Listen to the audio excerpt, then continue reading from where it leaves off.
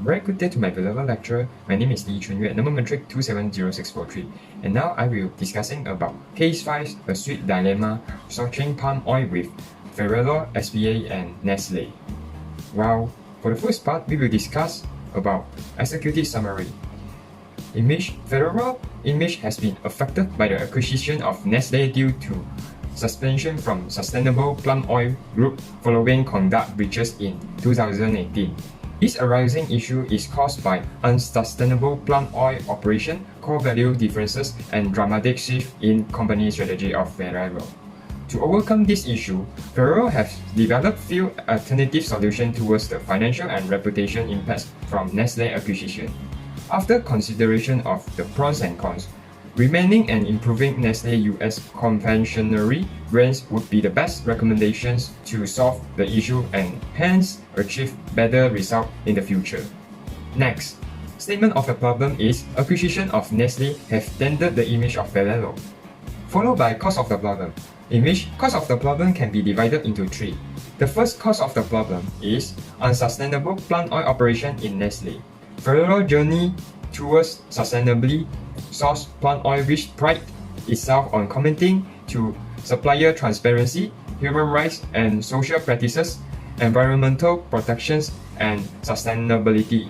However, Ferrero saw its outstanding reputation in sustainable supply chains at risk with the recent acquisition of Nestle.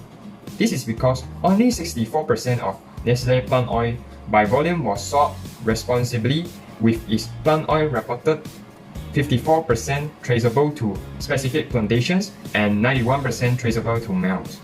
This is because Nestle sourced significant amounts of its palm oil from their suppliers such as AAK and Fuji Oil to be unsustainable and admitted that climate change and human rights issues had not been resolved in their operation.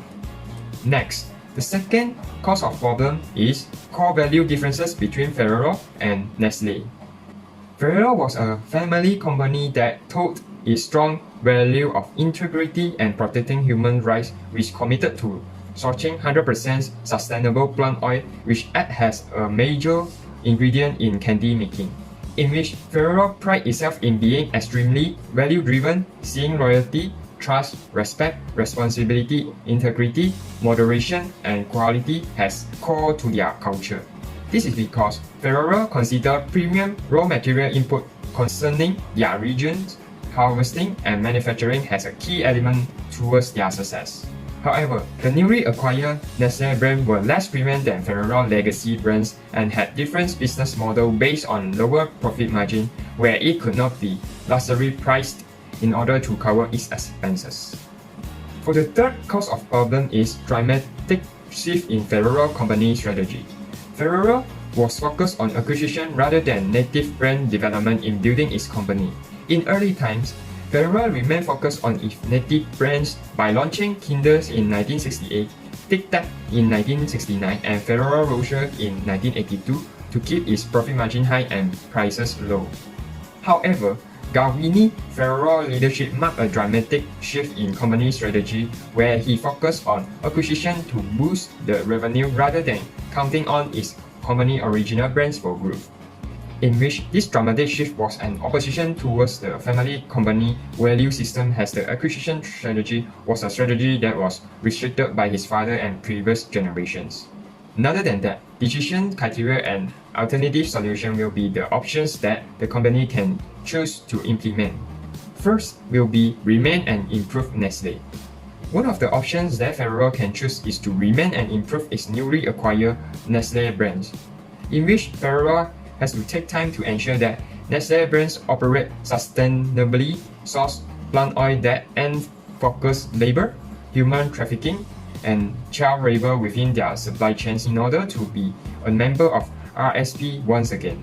With that, Ferrero still was 100% committed to responsible sourcing and obtained appropriate RSPO certification even after the acquisition of Nestle, whilst maintaining profitability and sustainability.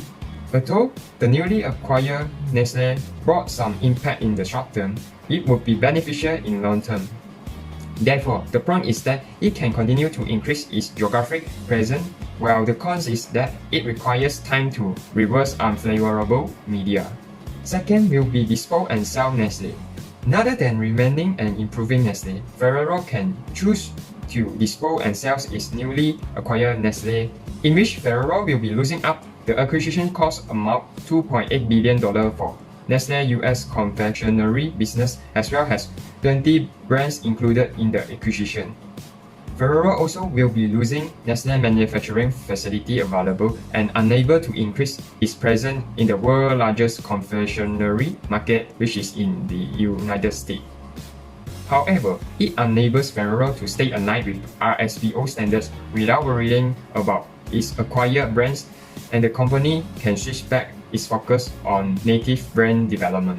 In this case, the pro is that it can minimize loss and bad impacts to the lowest level, where the cons is that it reduces its business expansion opportunities.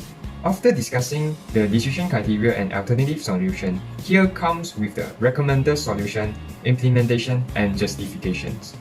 Meanwhile, remaining and improving Nestle brand is a better option in dealing and fixing the current situation, in which Ferrero can set robust policy to remove deforestation, conversions of another natural ecosystem, and human rights abuse from their supply chains. Besides, Ferrero should closely monitor its RSPO certifications in plant oil operation and supply chain, which comply with the organizational standards, in which every member of RSPO will be reviewed and updated every 5 years, including Ferrero and its acquisition brands. Thus, Ferrero needs to take attention towards its backyard by ensuring Nestle is able to follow the board policy and requirements such as integrity, partnership with community, and worker rights. At the same time, Ferrero needs to be transparent in sourcing plant oil by ensuring the company know who they are buying from and where it is produced, including its acquisition, company, and brands. Ferrero should continue to invest in its productions and brands in the key strategic and attractive market, in which Ferrero has to make sure that acquired brands adopt and adapt the family group core value and culture in order to stay aligned with the business.